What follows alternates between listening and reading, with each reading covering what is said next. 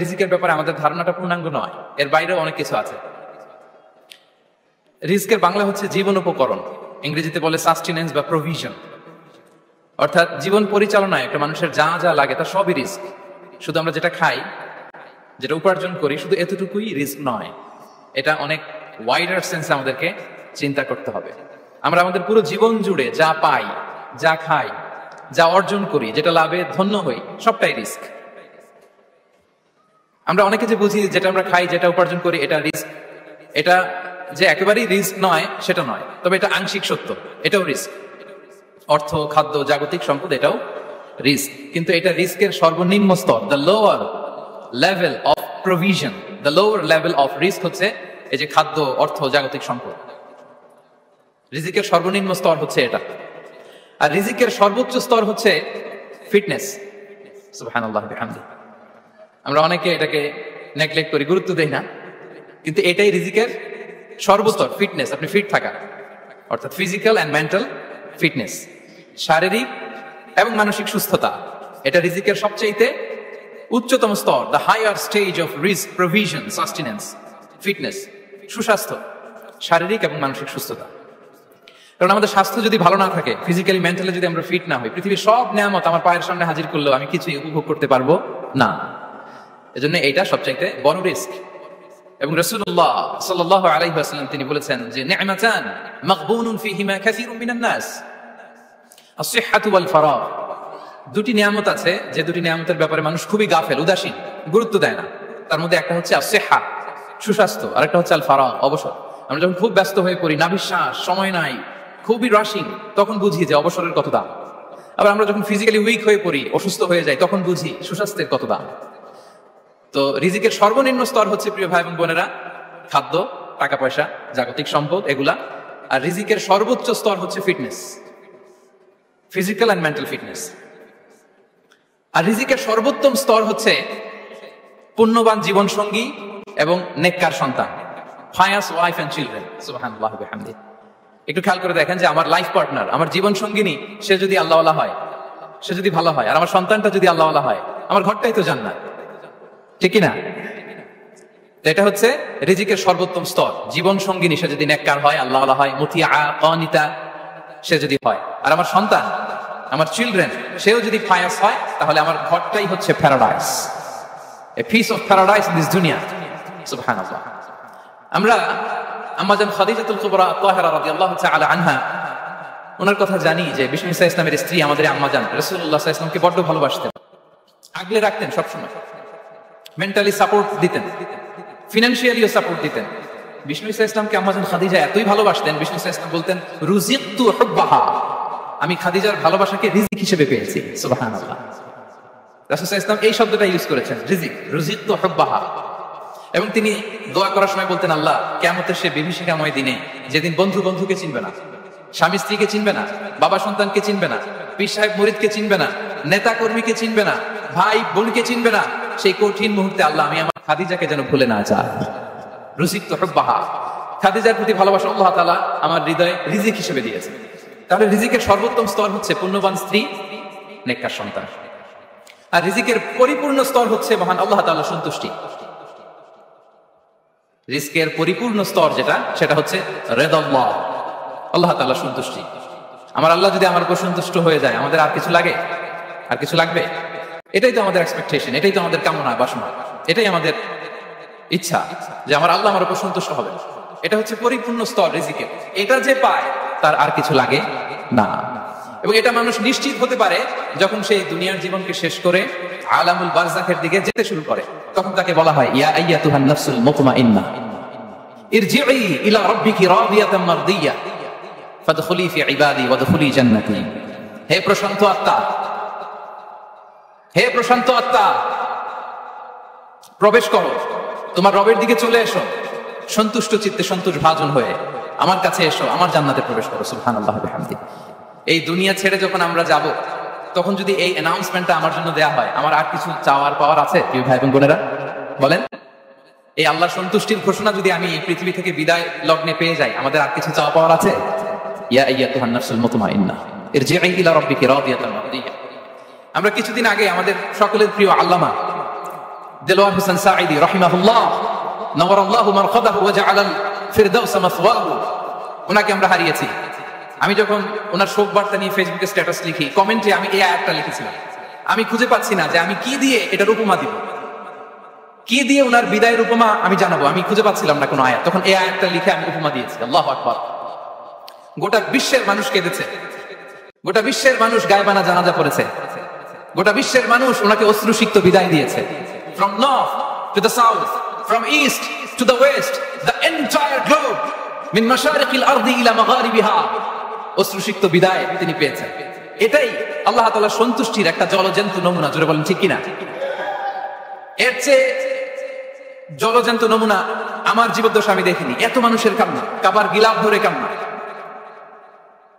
এভাবে ভালোবাসা প্রকাশ করা, এভাবে তার প্রতি তার জন্য অশ্রুসিক্ত দোয়া করা, কান্না জড়িত দোয়া, এটাই প্রমাণ করে যে আল্লাহ তাআলা ওনার উপর সন্তুষ্ট হয়ে গিয়েছেন। ওনার আর কি চাই? আমাদের আল্লাহ আর কি চাই? আর কিছুর দরকার নাই, ঠিক কিনা? এই যে পরম সৌভাগ্য, এরকম বিদায় নিতে পারা, এটা পরম সৌভাগ্য। আমরা আল্লাহর জন্য দোয়া করি, আল্লাহ তাআলা সারা জীবন তিনি যেমনি কোরআনের বার্তাকে গোটা বিশ্বব্যাপী পৌঁছে দিয়েছেন, তার কবরটাকে আল্লাহ তাআলা কোরআনের নূর দিয়ে আলোকিত করে দেয়। কোরআনকে আল্লাহ তাআলা তার কবরের সাথী বানাক। কোরআনকে আল্লাহ তাআলা তার কিয়ামতের দিন, in the day of judgement, তার পক্ষে শাহাদাতকারী হিসেবে কবুল করুন। সম্মানিত ভাই এবং বোনেরা, আল্লাহ তাআলার সন্তুষ্টি পরিপূর্ণ রিজিক, এটা হচ্ছে পরিপূর্ণতা, কমপ্লিট রিস্ক। তাহলে আমরা যেটা ভাবি অর্থ, আমরা যেটা ভাবি সম্পদ, এটা রিজিকের সর্বনিম্ন স্তর। সর্বোচ্চ স্তর হচ্ছে fitness, physical and mental fitness. সর্বোত্তম স্তর হচ্ছে পুণ্যবান স্ত্রী, নেককার সন্তান।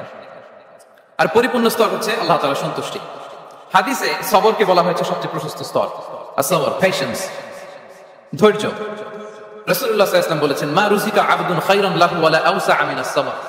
সবরের চেয়ে কোনো প্রশস্ত নিয়ামত, প্রশস্ত রিজিক আল্লাহ তাআলা কোনো বান্দাকে দেয়নি। ধৈর্য। আমাদের অনেকের ধৈর্য কম। আপনাদের কি অবস্থা? ধৈর্য আছে তো? হ্যাঁ, সবার ধৈর্য আছে না? আপনাদের দেখেই বোঝা যাচ্ছে মাশাআল্লাহ, খুব ধৈর্যের সাথে আপনারা একেবারে শেষ সময় পর্যন্ত আছেন। তো এই ধৈর্যের প্র্যাকটিসটা আমাদের করতে হবে। আমরা যেন অস্থির না হয়ে যাই, আমরা যেন আতঙ্কিত না হই, আমরা যেন প্রশান্ত থাকি, আমরা যেন ধৈর্যের প্র্যাকটিস করি। বিশেষ করে আমাদের সন্তানদের এটা শেখাতে হবে। কারণ ধৈর্য এটা এমন একটা গাছ, যে গাছে সারা গায়ে কাটা কিন্তু এর ফলটা বড় মিষ্টি। ধৈর্য এমন একটা গাছ, যে গাছে সারা গায়ে কাটা কিন্তু এর ফলটা বড় সুস্বাদু। তো সেই টেস্টি ফ্রুট যদি আপনি ট্রাই করতে চান, আপনাকে ধৈর্য ধারণ করতে হবে। তাহলে হাদিসের আলোকে আমরা জানলাম রিজিকের সবচাইতে প্রশস্ত স্তর হচ্ছে ধৈর্য। রিজিকের সবচাইতে কল্যাণকর স্তর হচ্ছে হিকমা। আল্লাহ তাআলা বলছেন, ইউতিল হিকমাতা মান ইয়াশা ওয়া মান ইউতিল হিকমাতা ফাকাদ উতিয়া খায়রান কাসীরা। আল্লাহ যাকে চান তাকে হিকমা দেন, আর যাকে আল্লাহ তাআলা হিকমা দেন তাকে প্রভূত কল্যাণ দান করেন। হিকমা, প্রজ্ঞা, উইজডম, নলেজ আর কমন সেন্স, দুইটা যখন একসাথে হয় এটা উইজডম হয়ে রিফ্লেক্ট করে। আই রিপিট, জ্ঞান এবং আকল, নলেজ আর কমন সেন্স দুইটা যখন একসাথে হয় ওটা হয়ে যায় উইজডম বা প্রজ্ঞা। কখন কোথায় বলতে হয়, কেমন ভাবে বলতে হয়, কি করে বলতে হয়, কখন কি করতে হয়, কতটুকু করতে হয়, কোথায় যে থামতে হয়, এটা জানার নাম হচ্ছে হিকমা। আর হিকমা হচ্ছে সবচাইতে কল্যাণকর রিস্ক। সম্মানিত সুধী, এটা হচ্ছে আমার introductory discussion. The concept of রিস্কের ব্যাপারে এখন মোটামুটি আমাদের একটা আইডিয়া ক্লিয়ার হয়েছে না? রিস্ক কি, কত ধরনের হতে পারে, রিস্কের সবচেয়ে নিম্ন স্তর কি, সর্বোচ্চ স্তর কি, সবচেয়ে প্রশস্ত স্তর কোনটা, সর্বশ্রেষ্ঠ স্তর কোনটা, সবচেয়ে কল্যাণকর স্তর কোনটা। এ পর্যায়ে আমরা জানবো যে এই রিজিকের বন্দোবস্ত কে করেন। কে করেন বলেন তো দেখি? এই রিজিকের বন্দোবস্ত একচ্ছত্র ভাবে আল্লাহ তাআলা এটা নিয়ন্ত্রণ করেন। তিনি রিজিকের মহাব্যবস্থাপক। যে আয়াত দিয়ে আমি শুরু করেছি, প্রিয় ভাই বোনেরা, ওমা মিন দাব্বাতিন ফিল আরদি ইল্লা আলাল্লাহি রিজকুহা ওয়া ইয়ালামু মুস্তাকাররাহা ওয়া মুস্তাওদাআহা কুল্লুন ফি কিতাবিন মুবিন। ভূপৃষ্ঠে বিচরণশীল যত প্রাণী আছে, এই সবগুলো প্রাণীর রিজিকের ব্যবস্থাপনা আল্লাহ তাআলা নিজ কুদরতে করেন। এবং এই প্রত্যেকটা প্রাণীর স্থায়ী অস্থায়ী নিবাস সম্পর্কে, অবস্থান সম্পর্কে তিনি জানেন। এখানে যদিও ফিল আরদি বলা হয়েছে, বস্তুত জলে, স্থলে, বায়ুমণ্ডলে যত লিভিং ক্রিয়েচার আছে, সব লিভিং ক্রিয়েচারের রিজিকের বন্দোবস্ত করেন কে? এজন্য তিনি হচ্ছেন রাজ্জাক। তিনি ওনার একটা নাম দিয়েছেন যে আমি হচ্ছি আর রাজ্জাক, ইন্নাল্লাহা হুয়ার রাজ্জাকু যুল কুওয়াতিল মাতিন। নিশ্চয় আল্লাহ তাআলা তিনি হচ্ছেন রাজ্জাক, তিনি রিজিকের ব্যবস্থাপক। যে কেউ রাজ্জাক হতে পারে না, চাইলে রাজ্জাক হওয়া যায় না। রাজ্জাক একজন, তিনি কে? আল্লাহ। রিজিকের রেসপন্সিবিলিটি আল্লাহ, রিজিক নিয়ে চিন্তা আল্লাহ। তো আল্লাহর চিন্তা আমি করলে হবে? বলেন, যেটা দায়িত্ব আল্লাহ, যে রেসপন্সিবিলিটি আল্লাহ, ওই রেসপন্সিবিলিটি আমি নিলে হবে? হবে না। তাহলে আল্লাহ তাআলা নিজেকে আর রাজ্জাক বলে কোরআনে আমাদের সামনে উপস্থাপন করেছেন। রাজ্জাকের তিনটা বৈশিষ্ট্য আছে, যে সত্তার মধ্যে তিনটা বৈশিষ্ট্য খুঁজে পাওয়া যায় তিনি হচ্ছেন আর রাজ্জাক, দ্য প্রোভাইডার, দ্য সাস্টেইনার। আর রাজ্জাক কোন সেই তিন গুণ? এক নম্বর গুণ হচ্ছে নো ডেফিসিয়েন্সি, তার কোনো অভাব থাকবে না। হু continuously provide sustenance to his creatures, যে লাগাতার নিয়মিত প্রতিনিয়ত তার সৃষ্টিকে রিজিক দেন এবং গোটা বিশ্বকে রিজিক সরবরাহ করতে যে তার ধনভাণ্ডারের 1 ইঞ্চিও কমে না। সুবহানাল্লাহ বিহামদিহি। এই যে সাইয়েদনা আদম আলাইহিস সালাম থেকে শুরু করে আপ আনটিল নাও গোটা বিশ্বের সবগুলো মানুষকে, জিন জাতিকে, পক্ষীকুল, সাগরের অতল গহ্বরে দ্য ব্লু ওয়েল, নীল তিমিগুলোকে, বিশাল মাছগুলোকে, এই সব কিছুকে যে আল্লাহ তাআলা রিজিক সরবরাহ করছেন, আল্লাহর যে ধনভাণ্ডার একটু কমে আসার কথা না এতদিনে? কি বলেন? এত হাজার হাজার বছর রিজিক দেওয়ার পরেও তার ধনভাণ্ডার কমে নাই না। আল্লাহ বলে তোমাদের যার যা লাগবে, যার যা চাহিদা, যার যেটা দরকার সবও যদি দিয়ে দেয়, আমি আল্লাহর ধনভাণ্ডারের 1 ইঞ্চিও কমবে না। আর Razzak যুল কুওয়াতিল মাতিন, the provider, the sustainer. তাহলে রাজ্জাক হতে হলে ওই সত্তার তিনটা গুণ লাগে। এক হচ্ছে নো ডেফিসিয়েন্সি, তার কোনো ঘাটতি থাকতে পারবে না। 2 নম্বর কোয়ালিটি হচ্ছে নেভার ফরগেটফুল, তিনি ভুলতে পারবেন না। Who never forget the needs of his creation, তার সৃষ্টির কোথায় কার কখন কোনটা লাগে এটা ভুলে গেলে চলবে না। ধরেন তিনি নর্থ আমেরিকাতে, এখানে কানাডায় যারা আছে, আমেরিকাতে যারা আছে, তাদেরকে রিজিক দিচ্ছে। ওদিকে সাউথ আমেরিকাতে, ব্রাজিলে, আর্জেন্টিনার জঙ্গলে কিছু জনগোষ্ঠী রয়ে গেছে, এদের কথা আল্লাহ ভুলে গেছে। তারা বেঁচে থাকতে পারবে? আফ্রিকার জঙ্গলে যারা আছে তাদেরকেও যে রিজিক দিতে হবে, যখন যেটা লাগে সরবরাহ করতে হবে, এটা যদি আল্লাহ ভুলে যায় তোরা বাঁচবে? বলেন। তাহলে যিনি আর রাজ্জাক, তিনি হচ্ছেন নেভার ফরগেটফুল, কখনো তার সৃষ্টি কখন কি লাগে এটা কখনো তিনি ভুলতে পারবেন না। আল্লাহ তাআলা ভুলেন না, তিনি ভুলেন না, তিনি সব খেয়াল রাখেন। যখন যা যেটা যতটুকু দরকার তখন তাকে ততটুকু যিনি দেন তার নাম হচ্ছে রাজ্জাক। রাজ্জাক হতে গেলে যেই কোয়ালিটি লাগে, তার 3 নম্বর কোয়ালিটি হচ্ছে কম্প্যাশনেট। কম্প্যাশনেট, দয়ালু, অনেক বেশি দয়ালু, এত বেশি দয়ালু যে তার বিরোধিতা করলেও তাকে রিজিক দেয়া থেকে তিনি বঞ্চিত করেন না। His disobedience affects the risk but not stop the risk. আপনি যদি আল্লাহ অবাধ্য হন, আপনার রিজিকের বারাকা হয়তো কমে যাবে, কিন্তু রিজিক বন্ধ হবে না। যে গোটা বিশ্বে যারা অবিশ্বাসী আছে, যারা নাস্তিক আছে, যারা আল্লাহদ্রোহী আছে, তারা কি খেয়ে পরে বেঁচে নাই? বলেন, তাদেরকে কি আল্লাহ তাআলা রিজিক দিচ্ছে না? এই তো সুবহানাল্লাহ, কম্প্যাশনেট, এত দয়ালু, তার যারা বিরোধী, তাকে যারা গালি দেয়, তাকে যারা বিশ্বাস করে না, তাকে যারা সেজদা দেয় না, তিনি তাদেরকেও খাওয়ায়, তিনি তাদেরকেও সুস্থ রাখে, তিনি তাদেরকেও হাত খুলে দান করে। আল্লাহু আকবার। আর রাজ্জাক, ইন্নাল্লাহা হুয়া রাজ্জাকু যুল কুওয়াতিল মাতিন। তাহলে এই তিনটা গুণ থাকতে হবে রাজ্জাক হতে হলে: no deficiency, never forgetful, compassionate. এবং আল্লাহ তাআলা বলছেন, আম্মান হাযাল্লাযী ইয়ারযুকুকুম ইন আমসাকা রিজকা বাল লাজ্জু ফি উতুওয়িন ওয়া নুফুর। সূরাতুল মুলক আল্লাহ বলেছেন যে তিনি যদি রিজক বন্ধ করে দেয় তাহলে এই রিজক তোমাদেরকে কে দিবে? আছে কেউ দেয়া? সূরা মুলকের শেষ আয়াতে আল্লাহ বলেছেন যে তোমরা যে সুমিষ্ট পানি খেয়ে বেঁচে আছো, এটা যদি একেবারে জমিনের অতল গহ্বরে আমি নিয়ে যাই, কে এনে দিবে তোমাদেরকে পানি? কে এনে দিবে সুমিষ্ট পানি? এজন্য বিষ্ণু ঈসা ইসলাম পানি খেয়ে তিনি পড়তেন, আলহামদুলিল্লাহিল্লাযী জাআলা হাযাল মাআ আযবান ফুরাতান বিরাহমাতিহি ওয়া লাম ইয়াজআলহু মিলহান উজাজান লিযুনুবিনা। পানি খেয়ে তিনি বলতেন প্রশংসা আল্লাহ, যে আল্লাহ তার অসীম দয়ায় এই পানিকে সুমিষ্ট করেছেন, আমাদের পাপের কারণে এই পানিকে তিনি লবণাক্ত করে দেন নাই। সুবহানাল্লাহ। ইন্নাল্লাহা হুয়া রাজ্জাকু যুল কুওয়াতিল মাতিন, তিনি হচ্ছেন রাজ্জাক। এজন্য সম্মানিত ভাইরা, রিজিক নিয়ে আজকে থেকে টেনশন বন্ধ করে দিতে হবে।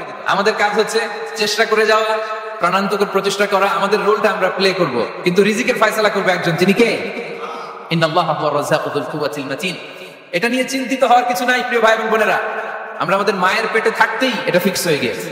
আমরা যখন মায়ের পেটে ছিলাম, ইন্না আহাদাকুম ইজমাউ খালকুহু ফি বাতনি উম্মিহি 40 ইয়াওমান সুম্মা ইয়াকুনু আলাকাতান মিসলা যালিক সুম্মা ইয়াকুনু মুদগাতান মিসলা যালিক। আমরা যখন মায়ের পেটে ছিলাম 40 দিনে আমরা নুতফা স্টেজে ছিলাম, 40 দিন আমরা আলাকা স্টেজে ছিলাম, আমার মায়ের জরায়ুর দেয়ালে আমি লেপ্টে ছিলাম। 40 দিন আমরা ছিলাম এ ভেরি লিটল ফ্ল্যাশ, একটা ছোট্ট গোশতের টুকরা। এরপর আল্লাহ তাআলা ফায়ুরসালু ইলাইহিল মালাক, মায়ের পেটে একজন ফেরেশতা পাঠালেন। ফায়ানফুখু ফিহি রূহ, he breathed into him the spirit, তিনি রূহের ফুৎকার দিলেন। ওয়া ইউমারু বিআরবা'i কালিমাত, 4টা জিনিস তখন লিখে দেয়া হলো। বিকাতবি রিজকিহি ওয়া আজালিহি ওয়া আমালিহি ওয়া শাকিয়ুন আও সাঈদ, তার রিজিক কি হবে, লিখে দেওয়া হয়েছে মায়ের পেটে যখন ছিলাম। আপনারা এখন চিন্তা করতেছেন, চিন্তিত, কিন্তু মায়ের পেটে থাকতে আল্লাহ তাআলা এই রিজিককে ফিক্স করে দিয়েছেন। সুবহানাল্লাহ ওয়া বিহামদিহি। এবং যে রিজিক আমি আমার মায়ের পেটে থাকতেই আল্লাহ তাআলা লিখে দিয়েছেন, সেই রিজিক ভোগ না করে আমি কোনোদিন মরবো না। বিষ্ণু সাল্লাল্লাহু আলাইহি ওয়াসাল্লাম আমাদেরকে জানিয়েছেন, তোমার জন্য যে রিজিকের বন্দোবস্ত, যেই অ্যালটমেন্ট আছে, সেটা ভোগ না করে, উপভোগ না করে তুমি মরবে না, এবং সেটা আপনি উপভোগ করবেন, আপনার কাছেই আসবে। ধরুন আপনারা যে ফল আমেরিকাতে খান, এটা কি আমেরিকায় চাষ হয় ফল, নাকি কানাডা, মেক্সিকো থেকে আসে? কোথেকে আসে? কোথেকে? এখানেই হয়, আবার বাইরে থেকেও আসে। Okay fine. লেটস সে আপনি যে অ্যাপেলটা দিয়ে আজকে ব্রেকফাস্ট করলেন, যে অ্যাপেলটা আপনি খেলেন, এটা মেক্সিকো থেকে এসেছে। ওই অ্যাপেলটা যখন পুরি অবস্থায় ছিল, মুকুল অবস্থায় ছিল, তখনই ওটার মধ্যে আপনার নাম লেখা। এর মধ্যে কত পাখি এসে ওই গাছে বসেছে, কত মুকুল নষ্ট করেছে, ওইটা নষ্ট করে নাই, কারণ ওইটা আপনি খাবেন। ওইটা পুষ্ট হয়ে সুন্দর একটা ফল হয়ে ইম্পোর্টেড হয়ে এটা আমেরিকাতে আসলো, আমেরিকার বাজারে। অনেক মানুষ ওই ফলটা সুপার মার্কেটে যে ধরে চড়ে নেড়ে আবার রেখে দিয়ে চলে গেছে, নেয় নেই, ওইটা সে খাবে না, কারণ ওইটা আপনার রিজিকে লেখা। ওই ফল আপনি নিয়ে আসলেন, বাসায় অনেকেই আপেল খাচ্ছে, কিন্তু ওই আপেলটা খাবে না, কারণ এটা কে খাবে? সুবহানাল্লাহ পড়তে পারলেন না মজা করে? আল্লাহু আকবার। আপনার জন্য যে রিজিক নির্ধারিত, এটা আপনিই খাবেন। এর মধ্যে আপনি মরে যেতে পারতেন, বাসা থেকে অন্য কোথাও চলে যেতে পারতেন, কিন্তু না, মরবেনও না, অন্য কোথাও যাবেনও না ওইটা খাওয়ার আগে। This is the essence of rizq. This is the essence of provision, sustenance. Inna Allah huwa ar-razzaqu dhul quwwati al-matin. মায়ের পেটে থাকতে নির্ধারিত, ওই ফল কেউ টাচ করবে না up until you try it. This is rizq. এই কথাটাই বিষ্ণু ঈসা ইসলাম খুব সুন্দর করে বলেছেন, লা তামুতু নাফসুন হাত্তা তাস্তাকমিলা রিজকাহা। অন্য বর্ণনায় এসেছে লা তামুতু নাফসুন হাত্তা তাস্তাওফিয়া রিজকাহা। মানুষের জন্য যে রিজিকের বরাদ্দ, সেটা উপভোগ না করে, সেটা না খেয়ে ওই মানুষ এই দুনিয়া থেকে বিদায় নিতে পারে না। তাহলে আমার রিজিক ভোগ না করে আমি মরবো না, এবং এটা যেহেতু আপনার জন্য নির্ধারিত, এটা আপনি পাবেনই। এখন এটা কি হালাল পন্থায় আপনি পাবেন না হারাম পন্থায় পাবেন, দ্যাট ইজ ইউর ডিসিশন। আপনার রিজিক আপনার কাছে আসবে। এটা নির্ধারিত না অনির্ধারিত? বলেন তো, আমি সবার কাছ থেকে শুনবো, রিজিক কি নির্ধারিত না অনির্ধারিত?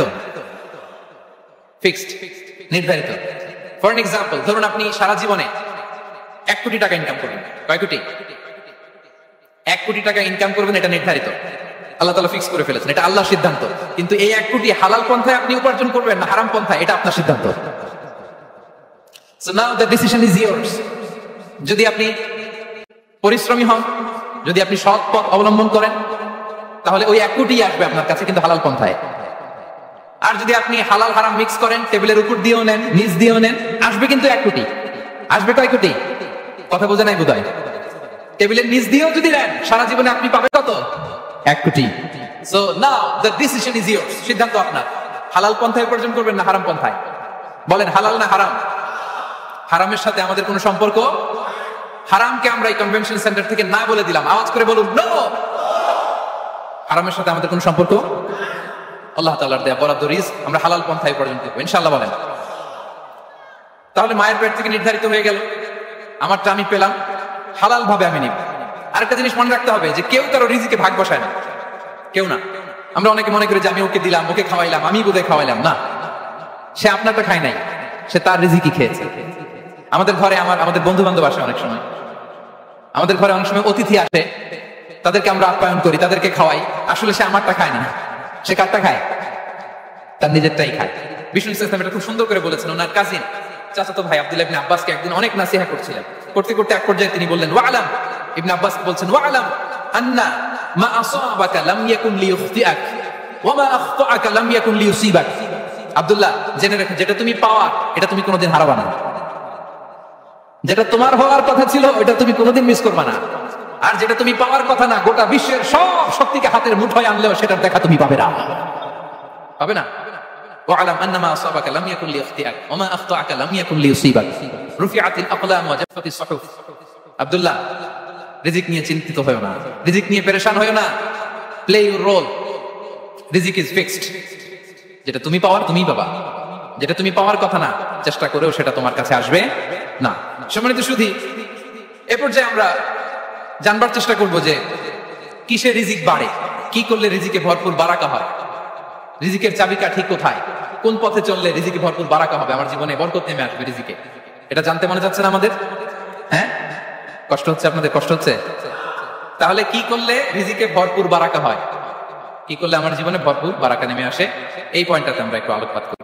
যেসব কাজ করলে আমাদের জীবনে রিজিকে আসমানি বারাকা নেমে আসবে, আমাদের রিজিকে আসমানি বারাকা নেমে আসুক, আমরা চাই কি চাই না?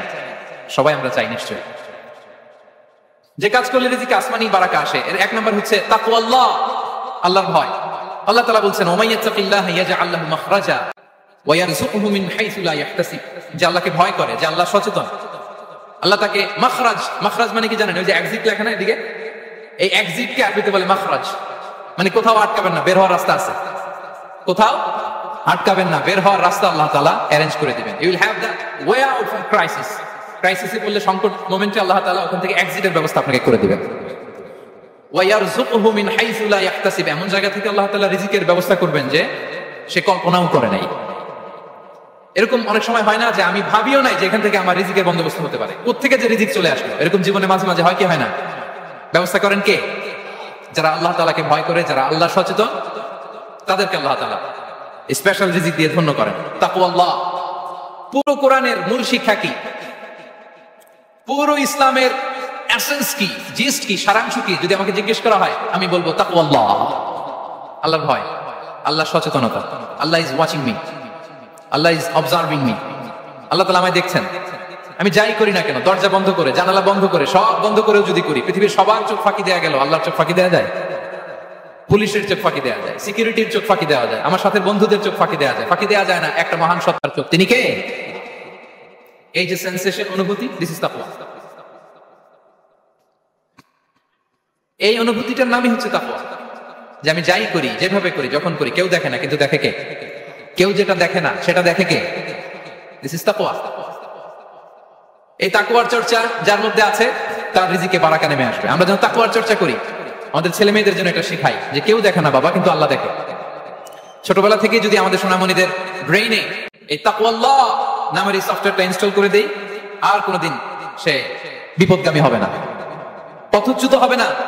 ওই ছেলেকে দিয়ে আর পৃথিবীতে অন্যায় করানো যাবে না, সে পাপ কাজ করবে না, সে অন্যায় কাজ করবে না, সে অন্যের রাইটস নষ্ট করবে না, সে দুর্নীতি করবে না, সে ঘুষ খাবে না, সে সুদ খাবে না। শুধু দুর্নীতি দমন কমিশন দিয়ে দুর্নীতি বন্ধ করা যায় না, এই তাকওয়াল্লাহ সফটওয়্যার ইনস্টল করে দিতে হবে। তাহলে এক নম্বর হচ্ছে তাকওয়া, আল্লাহর ভয় যেন আমরা আমাদের হৃদয়ে রাখি। যাদের হৃদয়ে আছে আল্লাহর ভয়, তারা কবু পথ ভুলে যায় না। কি অসাধারণ কথা! তাহলে এক নম্বরে তাকওয়াল্লাহ।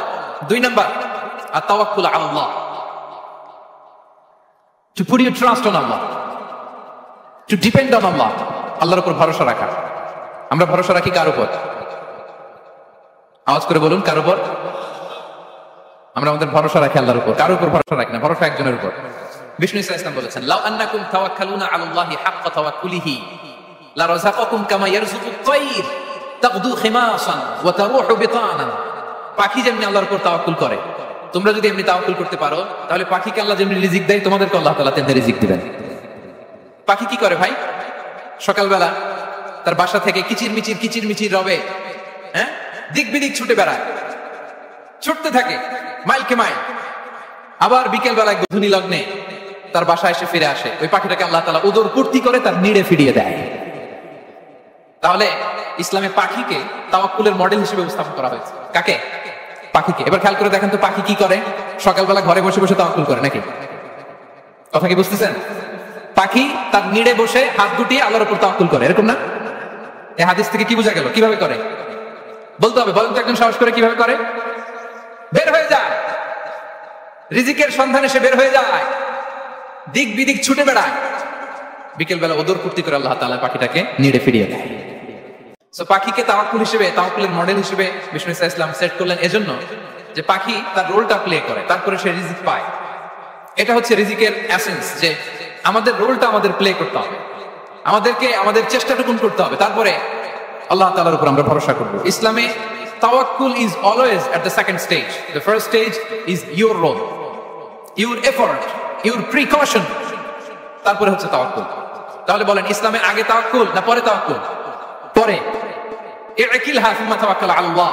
এক সাহাবী বলেন, ইয়া রাসূলুল্লাহ, আমার উটের রশিটা গাছে বেঁধে তারপরে তাওয়াক্কুল করব না ছেড়ে দিয়ে তাওয়াক্কুল করব? বিষ্ণু সাল্লাল্লাহু আলাইহি ওয়াসাল্লাম বললেন, ইকিলহা সুম্মা তাওয়াক্কাল আলাল্লাহ। আগে গাছের মধ্যে রশি দিয়ে টাইট করে বাঁধো, তারপরে তাওয়াক্কুল করো। সুবহানাল্লাহি ওয়া বিহামদিহি। তাহলে এইরকম তাওয়াক্কুল যদি করা যায় পাখির মতো, আপনার রিজিকের কোনো অভাব হবে না। কিন্তু আমাদের সমস্যা যেটা, প্রিয় ভাই এবং বোনেরা, আমরা আমাদের অলসতা, অপারগতা, আমাদের কি বলবো হীনমন্যতা, আমাদের কর্মহীনতাকে তাওয়াক্কুল বানিয়ে নিয়েছি। বুঝতে পেরেছেন? আমরা আমাদের অলসতাকে বানিয়েছি কি? তাওয়াক্কুল। আমাদের কর্মহীনতাকে বানিয়েছি কি? তাওয়াক্কুল। আমরা কি করি? আমরা বলি আল্লাহর উপর ভরসা করলাম, নিজে কিছু না করে কি বলে, আমাদের বাংলা একটা কথা বলে, যা করে আল্লাহ। নিজের কোনো রোল প্লে নাই, নিজের কোনো প্রিকশন নাই, কোনো প্ল্যানিং নাই, কোনো পলিসি নাই, কোনো স্ট্র্যাটেজি নাই, বলে আল্লাহর উপর ভরসা করলাম, যা করে আল্লাহ। এরকম বলে না? এই যে যা করে আল্লাহ বলে যে তাওয়াক্কুল করলেন, এটা বিষ্ণু ইসলামের শিখানো পন্থায় তাওয়াক্কুল হয়েছে? কথা বলেন, হয়েছে? বিষ্ণু ইসলাম তো অপারগতা, দারিদ্রতা, অলসতা, অকর্মণ্যতা থেকে আল্লাহর কাছে পানাহ চেয়েছেন। তো আপনি এটা কি তাওয়াক্কুল করলেন? এটা তাওয়াক্কুল হয়নি। তাওয়াক্কুলের একটা সুন্দর পিকচার আমি আপনাদের সামনে এখন উপস্থাপন করব, আপনারা যদি একটু মনোযোগী হন। মনোযোগ আছে তো সবার? তাওয়াক্কুল কিভাবে করতে হয় আমরা একটু বিষ্ণু ইসলামের বায়োগ্রাফি থেকে দেখি। রাসূল সাল্লাল্লাহু আলাইহি ওয়াসাল্লামের হিজরতের ঘটনাটা আমি 1 মিনিটে একটু আপনাদেরকে সংক্ষেপে শোনাই, যে তাওয়াক্কুল কিভাবে তিনি করেন। ইসলামে তাওয়াক্কুল হচ্ছে কর্ম শেষে ফলাফলের জন্য আল্লাহর উপর নির্ভর করা। কারণ আমি কাজ করলাম, ফলাফল পজিটিভ হইতে পারে, নেগেটিভ হইতে পারে, এটা নির্ধারণ করবে কে? ফয়সালা দেয় কে? তাহলে আমরা দেখি বিষ্ণু ইসলাম তিনি কিভাবে তাওয়াক্কুল করেছেন। যেদিন তিনি হিজরত করবেন, রাসূল সাল্লাল্লাহু আলাইহি ওয়াসাল্লামকে অনুমতি দেওয়া হলো, সেদিন হিজরতের অনুমতি যে তিনি পেয়েছেন, মাইগ্রেশনের অনুমতি যে তিনি পেয়েছেন, এটা জানানোর জন্য তিনি আবু বকরের ঘরে চলে গেলেন দুপুরবেলা। কখন? প্রশ্নের উত্তর দিতে হবে, কখন? ফি ওয়াক্তি যাহিরা, দুপুরে। রাসূল সাল্লাল্লাহু আলাইহি ওয়াসাল্লাম দুপুরে বেরোতেন না। শুধু রাসূল সাল্লাল্লাহু আলাইহি ওয়াসাল্লামই না, আরবের লোকেরা দুপুরে বের হতো না, কারণ ওইটাকে বলা হতো ওয়াক্তুল কাইলুলা। আমরা পাওয়ার ন্যাপ নেই না, এই পাওয়ার ন্যাপের টাইম ছিল তখন। বাইরে প্রচন্ড রোদ, কেউ বেরোতো না, বিষ্ণু সাল্লাল্লাহু আলাইহি ওয়াসাল্লাম বেরোতেন। দেখেন বিষ্ণু সাল্লাল্লাহু আলাইহি ওয়াসাল্লাম ওনার চিরাচরিত অভ্যাসকে, হ্যাবিটকে ব্রেক করে দুপুরে বেরোলেন। বিষ্ণু ইসলাম কখনো ম্যাস্ক করতেন না, মানে মুখ ঢেকে চলতেন না, সবসময় মুখ খোলা। ওই দিন তিনি ম্যাস্ক করে বেরোলেন, মুতাকান্নিআন, খারাজা মুতাকান্নিআন, মানে রুমাল দিয়ে মুখটাকে ঢেকে বেরোলেন। দুপুরবেলা বেরোলেন, মানুষের চোখের সামনে যেন তিনি না পড়েন। দুপুরে বেরোলেন, মুখ ঢেকে বেরোলেন। আবু বকর রাদিয়াল্লাহু তাআলা আনহু ঘরে যেয়ে বললেন, উযিনা লি বিল খুরুজ। আবু বকর, অনুমতি দেওয়া হয়েছে, ঘরে কারা কারা আছে একটা কথা বলবো, সবাইকে বের করে দাও। আখরিজ মান ফিল বাইত। আবু বকর বললেন, ইয়া রাসূলুল্লাহ, ঘরে তো আপনার ফ্যামিলি। আয়েশা রাদিয়াল্লাহু তাআলা আনহার সাথে ততদিনে বিয়ে হয়ে গিয়েছে, কিন্তু সংসার শুরু হয়। দে আর পার্ট অফ ইউর ফ্যামিলি, আপনার সংসার, আয়েশা, আসমা। তখন তিনি আশা ফিরে পেলেন, বলেন ঠিক আছে তাহলে শোনো, উযিনা লি বিল খুরুজ, অনুমতি দেওয়া হয়েছে, আমি থাকবো সাথে? রাসূল সাল্লাল্লাহু আলাইহি ওয়াসাল্লাম বললেন, হ্যাঁ তুমি থাকবে। ওই দিন রাতে ওনারা বের হলেন। মক্কা থেকে মদিনা একদিকে, উনি বেরোলেন আরেক দিকে। ধরেন মক্কা থেকে মদিনার রাউট হচ্ছে এইদিকে, আমরা তো এইদিকেই বেরোবো নাকি? কথা কি বুঝতেছেন? বিষ্ণু বেরোলেন কোন দিকে? এইদিকে। সুবহানাল্লাহ বললেন না? এজন্য আবেগ একটু কন্ট্রোল করতে হবে। আবেগ আর বিবেকের সমন্বয় লাগবে, প্রপার স্ট্র্যাটেজি লাগবে, ওয়েল প্ল্যানিং লাগবে, তাহলেই সেই নেতৃত্ব আবার মুসলিমদের হাতে আল্লাহ ফিরিয়ে দিবে। মক্কা থেকে মদিনা এইদিকে, বিষ্ণু বেরোলেন এদিকে। বের হয়ে চলে গেলেন গারে সাউরে, সেখানে তিনি থাকবেন। এগুলো হচ্ছে বিষ্ণু ইসলামের প্রিকশন। এবার দেখেন আবু বকরের প্রিকশন কি ছিল। আবু বকর রাদিয়াল্লাহু প্ল্যান করলেন, বিষ্ণু যেহেতু 3 দিন এই গারে সাউরে থাকতে চান, রাত্রিবেলা বের হয়ে তোমরা অবস্থান শুরু করলেন, তাহলে 3 দিন মক্কায় আমাদের ব্যাপারে কি বলে, কে কি বলে, এটা আমাদের জানার দরকার আছে না নাই? ওনার ছোট্ট ছেলে আব্দুল্লাহকে উনি অ্যাসাইন করলেন। Abdullah, now you have a very, খুবই গুরুত্বপূর্ণ একটা দায়িত্ব তোমাকে পালন করতে হবে। কি? তুমি সকালবেলা মক্কার বাজারে যে এই দোকানে যাবা, ওই দোকানে যাবা, ওই দোকানে যাবা, দেখবা যে মক্কার কুরাইশরা কে কি বলে, কারণ তারা তো আমাদেরকে খুঁজবে, তন্ন তন্ন করে খুঁজবে। তারা কে কি বলে এই তথ্যটা এসে আব্দুল্লাহ তুমি আমাদেরকে দিয়ে দিবে। সুবহানাল্লাহ। আবু বকর রাদিয়াল্লাহু তাআলা আনহুর ছোট্ট ছেলে আব্দুল্লাহ মক্কার বাজারে এখানে যায় ওখানে যায়, কে কি বলে সে সব শুনে আস্তে করে এসে মরুভূমি পার হয়ে গারে সাউরে যে আবু বকর রাদিয়াল্লাহু তাআলা আনহুর কাছে ইনফরমেশন সব দিয়ে দিচ্ছে। কিন্তু দেখেন যেই মুহূর্তে আব্দুল্লাহ তথ্য নিয়ে মক্কা থেকে গারে সাউরে আসে, আব্দুল্লাহ যখন হেঁটে হেঁটে আসে, মরুভূমির বালুর মধ্যে তার ফুটপ্রিন্ট পড়ে যায় না? কথা বলেন না কেন? পড়ে যায় না? তা আবু জাহেল, উতবা সাহেবের তো বেশি কষ্ট করা লাগে, তারা খুঁজতে খুঁজতে যখন আব্দুল্লাহর ফুটপ্রিন্ট পেয়ে যায়, ছোট্ট বাচ্চার ফুটপ্রিন্ট, এটা ফলো করলেই তো আবু বকর আর মুহাম্মদ, ঠিক কি না? সুবহানাল্লাহ। আবু বকর রাদিয়াল্লাহু তাআলা প্ল্যানিং দেখেন, তিনি যেমনি ছোট্ট আব্দুল্লাহকে ইনফরমেশন গ্যাদার করার জন্য সেট করলেন, তিনি ওনার একটা রাখালকে সেট করলেন, তার নাম হচ্ছে আমির ইবনে ফুহায়রা। আমির ইবনে ফুহায়রাকে তিনি অ্যাসাইন করে বললেন, আমির, আব্দুল্লাহ যখন সকালবেলা আমাদেরকে ইনফরমেশন দিয়ে চলে যাবে, তুমি আমার ছাগলগুলোকে এনে মরুভূমির এই জায়গায় একটু চালাবা। তাহলে ওইখানে আর আব্দুল্লাহর ছোট্ট বাচ্চার ফুটপ্রিন্ট থাকবে না, ওখানে আমার ছাগলগুলোর ফুটপ্রিন্ট থাকবে। সুবহানাল্লাহ, এত আসতে বললে হবে? আল্লাহু আকবার, আল্লাহু আকবার, আল্লাহু আকবার। কি প্রিকশন নিয়েছেন ওনারা বিষ্ণু নবী সাল্লাল্লাহু আলাইহি ওয়াসাল্লামকে সেফটি দেওয়ার জন্য। আমির, আব্দুল্লাহ চলে যাবে, তোমার ডিউটি শুরু। আব্দুল্লাহর একটা ফুটপ্রিন্টও যেন না থাকে, ওখানে ছাগল চড়াবে। শুধু তাই নয়, আব্দুল্লাহ ইবনে উরাইকিত নামে একজন গাইড ভাড়া করল আবু বকর, যিনি মক্কা থেকে মদিনায় তাদেরকে নিয়ে যাবে। কিন্তু ক্যারাভান, কাফেলা যেই পথে চলে ওই পথে নয়, সাওয়াহিলি পথে, একটা আনইউজুয়াল আননোন রাউট ধরে ওনার মক্কা থেকে মদিনায় যাবে। নিয়ে যাচ্ছে। সর্বশেষে সে যখন দেখাই দিল যে এখান থেকে সোজা চলে গেলে আপনারা মদিনায় চলে যাবেন, বিদায়। আল্লাহ রাসূল সাল্লাল্লাহু আলাইহি ওয়াসাল্লাম কোয়াইট এন্ড কাম, আবু বকর রাদিয়াল্লাহু তাআলা আনহু ব্যাক এন্ড ফোর্থ করছেন, সামনে যাচ্ছেন, পেছনে যাচ্ছেন, কি না কি হয়। কিন্তু বিষ্ণু সাল্লাল্লাহু আলাইহি ওয়াসাল্লাম একেবারে শান্ত, কারণ বিষ্ণু সাল্লাল্লাহু আলাইহি ওয়াসাল্লামের হাতে যা করার ছিল তিনি সব করে ফেলেছেন। সর্বোচ্চ প্রিকশন নিয়েছেন। Now he is putting his trust on Allah, now he is in the state of his তাওয়াক্কুল। বিষ্ণু সাল্লাল্লাহু আলাইহি ওয়াসাল্লাম এখন তাওয়াক্কুল করতেছেন। বিষ্ণু সাল্লাল্লাহু আলাইহি ওয়াসাল্লাম তখন তাওয়াক্কুলের মোমেন্টে আছেন। আপনি এবার এই হিজরতের ঘটনাকে অ্যানালাইসিস করেন। আবু বকর রাদিয়াল্লাহু তাআলা তিনি কতটা প্রিকশন নিলেন, বিষ্ণু নবী সাল্লাল্লাহু আলাইহি ওয়াসাল্লাম কতটা প্রিকশন নিলেন। আমরা টিপিক্যাল বাঙালি মুসলমান যদি নবী হইতাম, আমরা কি করতাম? আমরা বলতাম, আমি নবী, আমার কাছে ওহী আসে, আমি রাত্রিবেলা লুকিয়ে লুকিয়ে গাড়ে সাউরে যাবো কেন? আমি দিনের বেলায় ঢং ঢং করে আবু জাহিলের নাকের সামনে দিয়ে যাবো, দেখি আল্লাহর শক্তি বেশি না আবু জাহিলের শক্তি বেশি। এরকম সস্তা বলে আওড়াতাম না আমরা, আমি নবী, সরি ফর দ্য স্ল্যাং, আমি নবী, আমি লুকিয়ে রাতে কেন যাব? আমি আবু জাহেলের সামনে দিয়ে যাব, দেখি আল্লাহর শক্তি বেশি না আবু জাহেলের শক্তি বেশি। এরকম বলতাম না? কিন্তু বিষ্ণু ইসলাম কেমনটা করেছেন না? দুপুরে বেরোন না, ওই দিন দুপুরে বেরোলেন। ম্যাস্ক পরেন না, ম্যাস্ক পরে বেরোলেন। সংবাদ দেওয়ার সময় সাবধানতা অবলম্বন করলেন। আবু বকর রাদিয়াল্লাহু তাআলা আনহু ছোট্ট বাচ্চা আব্দুল্লাহকে অ্যাসাইন করলেন, আমির ইবনে ফুহাইরাকে অ্যাসাইন করলেন, আব্দুল্লাহ ইবনে উরাইকিতকে অ্যাসাইন করলেন। সবকিছু যখন শেষ, এবার তারা মদিনা অভিমুখে রওনা হলেন, মুতাওয়াক্কিলানা আলাল্লাহিল মুস্তাআন, আল্লাহর উপর তাওয়াক্কুল করে। This is the true essence of tawakkul, dear brothers and sisters. এটা হচ্ছে তাওয়াক্কুল। তো তাওয়াক্কুল যদি করতে হয় বিষ্ণু ইসলামের মতো করতে হবে। তাওয়াক্কুল always at the second stage ইসলাম। আগে আপনার রোল, আগে first you have to play your role, তারপর আপনি আল্লাহর উপর তাওয়াক্কুল করবেন। তাহলে কোনো কাজ না করে হাত গুটিয়ে আর বসে থাকবেন, আর কোনোদিন কাজ না করে বলবেন আল্লাহ ভরসা, তাহলে এটা তাওয়াক্কুল হবে? বিষ্ণু বলেন, লাউ আন্নাকুম তাওয়াক্কালুনা আলা আল্লাহি হাক্কা তাওয়াক্কুলিহি লা রাযাকাকুম কামা ইয়ারযুকুত তায়র তাগদু খিমাসান ওয়া তারুহু বিতানান। যদি পাখির মতো তাওয়াক্কুল করো, পাখিরে যেমনি খাওয়ায় আল্লাহ তোমাদেরও খাওয়ায়। সুবহানাল্লাহ। তাহলে তাকওয়া আল্লাহর পরে 2 নম্বরে পেলাম আত-তাওয়াক্কুল আলা আল্লাহ। আমরা যদি আল্লাহর উপর তাওয়াক্কুল করতে পারি, আমাদের রিজিকে আসমানি বারাকা নেমে আসবে। 3 নম্বর, অন টাইমে সালাত আদায় করা।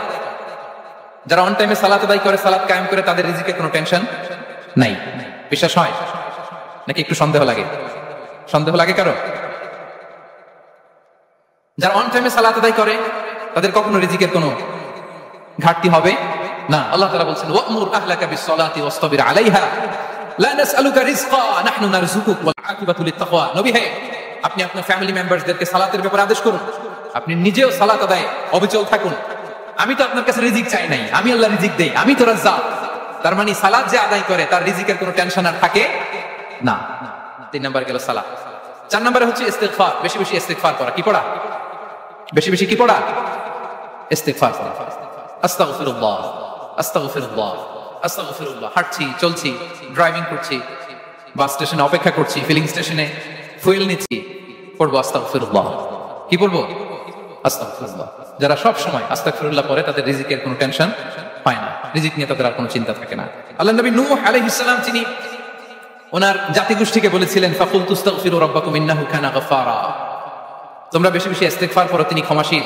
ইস্তিগফার করলে কি হবে? ইউরসিলিস সামাআ আলাইকুম মিদরারা, রহমতের বৃষ্টি বর্ষণ হবে, তোমাদের জমিগুলো উর্বর হবে।